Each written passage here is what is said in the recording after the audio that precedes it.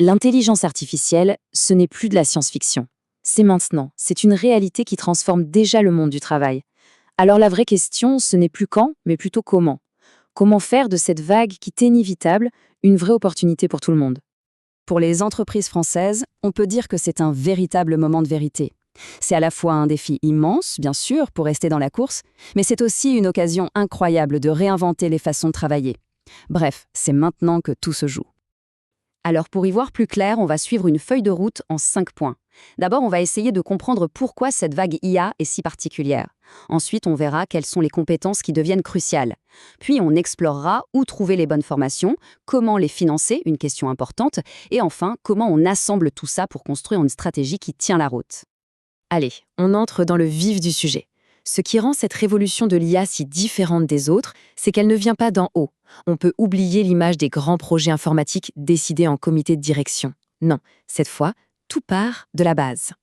Et pour s'en convaincre, un chiffre, 64%. C'est, d'après une étude de l'OPS, la part des entreprises qui utilisent déjà des solutions d'IA. Ce n'est donc plus du tout une technologie de niche réservée à quelques initiés. C'est en train de devenir la norme. Et voilà le point central.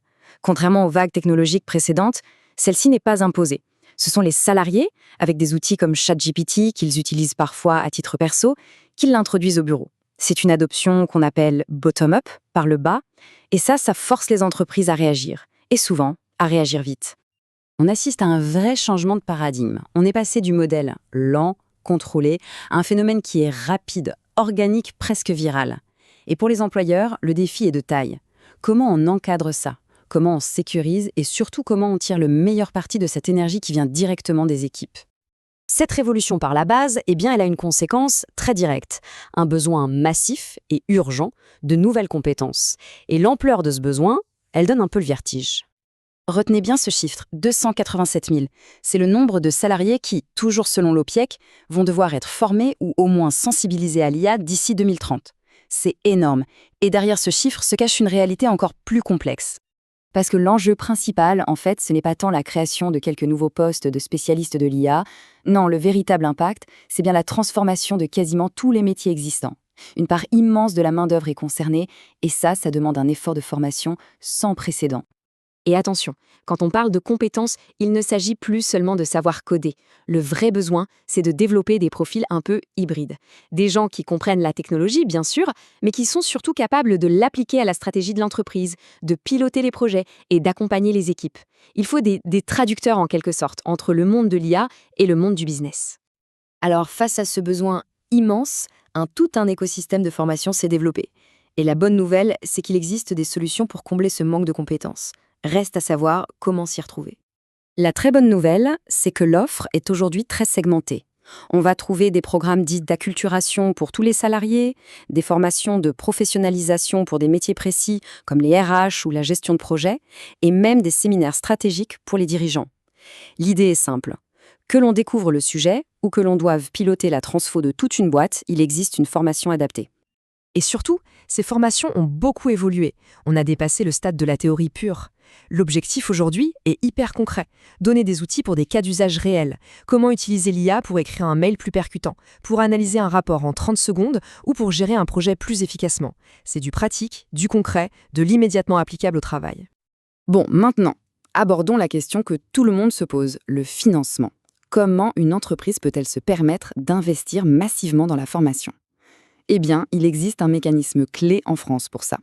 C'est la question qui peut tout bloquer, n'est-ce pas ? Surtout quand on imagine former des dizaines, voire des centaines de personnes. Heureusement, il y a une solution. La réponse tient en grande partie dans cet acronyme OPCO. Il faut les voir comme les partenaires financiers des entreprises pour tout ce qui est formation. Ce sont eux qui collectent et redistribuent les fonds dédiés à la formation professionnelle. En théorie, le processus est assez simple. D'abord, il faut savoir de quel OPECO dépend son entreprise. Ensuite, il faut choisir un organisme de formation qui a la certification Calliope. C'est un label de qualité indispensable. Après, il s'agit de monter un dossier qui tient la route, qui explique le projet. Avant de le soumettre, la clé, on le voit, c'est l'anticipation et la rigueur. On arrive à la dernière partie, celle qui va rassembler tous les éléments. Mettre sur pied une stratégie de formation à l'IA qui soit à la fois réussie et bien financée, ça demande un peu de méthode. Pour mettre toutes les chances de son côté, le dossier qu'on envoie à l'OPECO doit vraiment être impeccable. Il ne suffit pas de demander de l'argent, il faut justifier la demande. Ça passe par un programme clair, un argumentaire qui montre le retour sur investissement pour l'entreprise, le fameux Sésame Calliope, et bien sûr un planning et un budget précis. C'est ce professionnalisme qui fait la différence. Et bien sûr, il y a des pièges à éviter. L'erreur la plus fréquente, s'y prendre à la dernière minute. Il faut aussi bien se renseigner sur les priorités de son propre OPCO, ils n'ont pas tous les mêmes, et évidemment présenter un dossier complet. Dans ce domaine, l'improvisation peut coûter cher. Tout ça nous amène au point le plus important.